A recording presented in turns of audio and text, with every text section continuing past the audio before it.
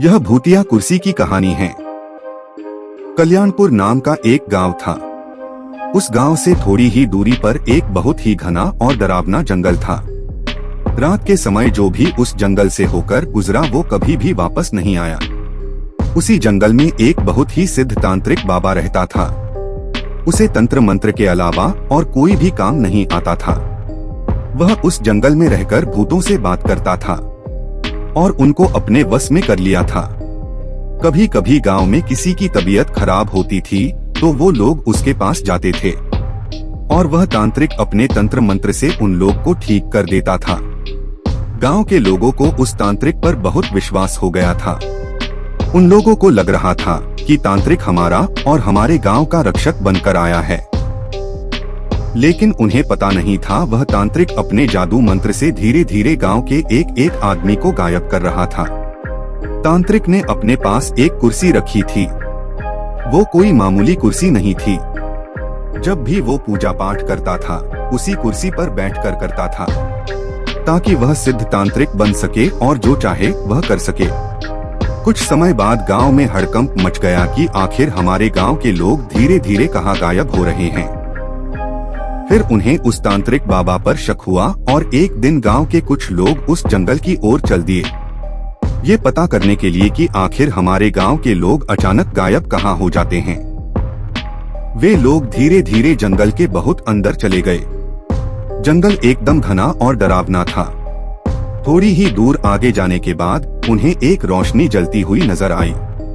फिर वे लोग वहां जाते हैं और देखते हैं कि वह तांत्रिक एक बहुत ही पुरानी कुर्सी पर बैठा है और वह तांत्रिक अपने पैर के नीचे एक आदमी को दबा के रखा है जो कि बेहोश हालत में था। जब गांव वाले उसके नजदीक गए तो पहचान लिए कि ये तो हमारे गांव का आदमी है जिसको हम लोग सुबह से ढूंढ रहे थे। गांव वालों को देखकर तांत्रिक वहां से भागने लगा। तभी गांव के सारे लोग उसे चारों तरफ से घेर कर पकड़ लिए और एक पेड़ से बांध दिए। फिर पूरे जंगल में आग लगा दिए और उस आदमी को लेके अपने अपने गांव लौट गए। अब उस तांत्रिक ने देखा कि गांव वालों ने जंगल में आग लगा दी है, अब तो मैं नहीं बचूंगा। वह बहुत चिल्लाया, मुझे बचाओ, मुझे बचाओ, लेकिन उसे कोई बचाने नहीं आया और धीरे धीरे आग की लपटें तांत्रिक के पास गई और वह आग में जल के मर गया। लेकिन उसकी कुर्सी जैसी थी वैसी ही रही। उसे एक आंच तक नहीं लगी क्योंकि तांत्रिक ने उस कुर्सी को जादू मंत्र से बनाया था। यह बात किसी को भी पता नहीं चला कि वह तांत्रिक मरने के बाद भी नहीं मरेगा। गांव वाले अब खुश थे कि अब हमें किसी भी बात का डर नहीं है। कुछ समय बीतने के बाद एक दिन गांव का एक आदमी दोपहर के समय अपने खेत में काम कर रहा था।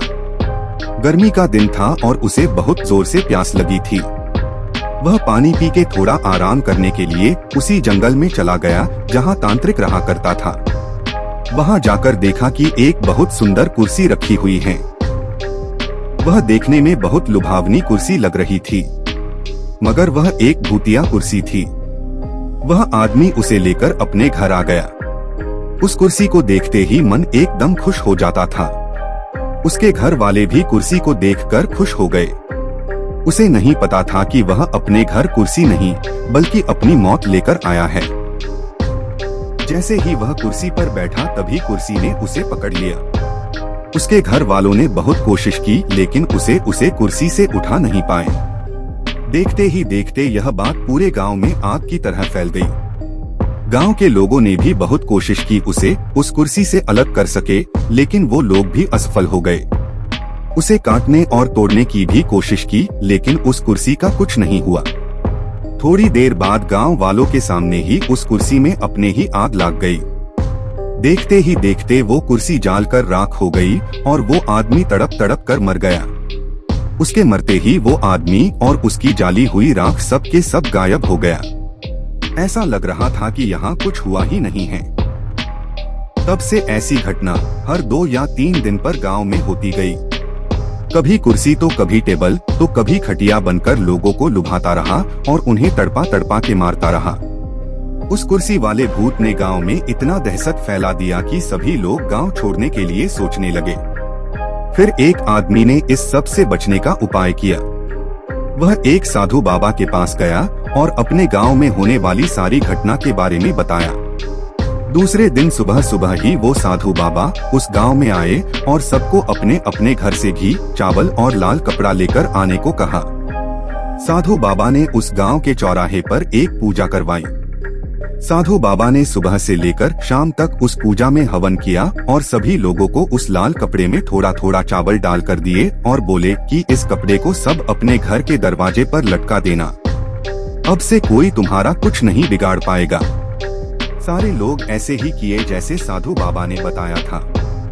उस दिन से उस भूत ने किसी का कुछ नुकसान नहीं किया और गांव के लोग बिना डर के अच्छे से रहने लगे। आशा करता हूँ कि कहानी पसंद आई होगी। इस कहानी पर आपकी क्या राय है, हमें कमेंट करके जरूर बताएं। कहानी पसंद आई हो तो लाइक शेयर करना ना भूलें। चैनल पर नए हो तो चैनल को सब्सक्राइब जरूर कीजिए। कहानी सुनने के लिए आपका बहुत बहुत धन्यवाद।